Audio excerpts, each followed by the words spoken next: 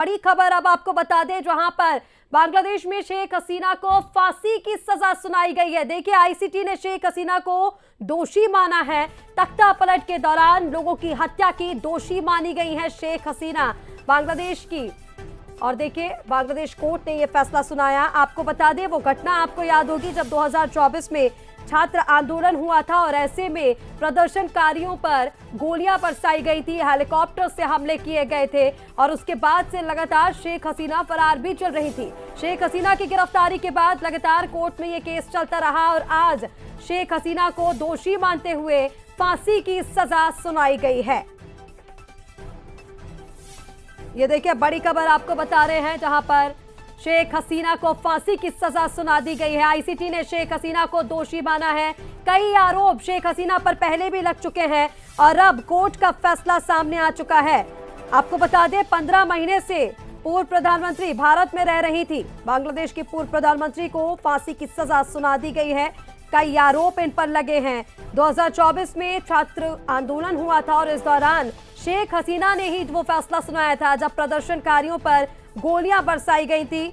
इसमें कई लोगों की जानें गई थी।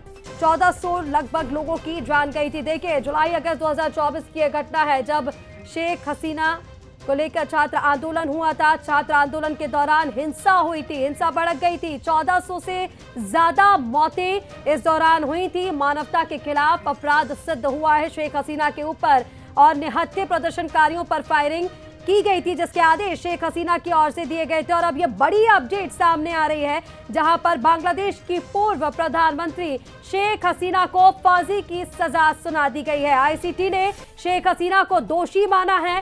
तख्ता पलट के दौरान लोगों की हत्या की दोषी हैं शेख हसीना।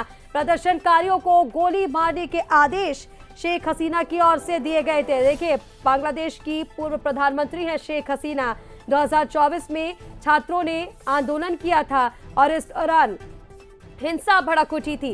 वो तस्वीरें भी हमने आप तक पहुंचाई थी, जब आपने देखा होगा कि छात्र किस तरह से पीएम हाउस में भी घुस गए थे और बहुत तहस नहस छात्रों ने वहां पर मचाई थी। उस दौरान शेख हसीना ने ये आदेश दिए थे प्रदर्शनकारियों पर गोली चलाने के। प्रदर्शनकारियों पर हमले हेलीकॉप्टर से किए गए थे और ऐसे में 14 से ज्यादा मौतें हुई थी। और उसी केस में लगातार शेख हसीना भारत में रह रही थी। उसके बाद से शेख हसीना के ऊपर यह केस लगातार चल रहा था और आज आईसीटी ने शेख हसीना को दोषी माना है और फांसी की सजा शेख हसीना को सुनाई गई है।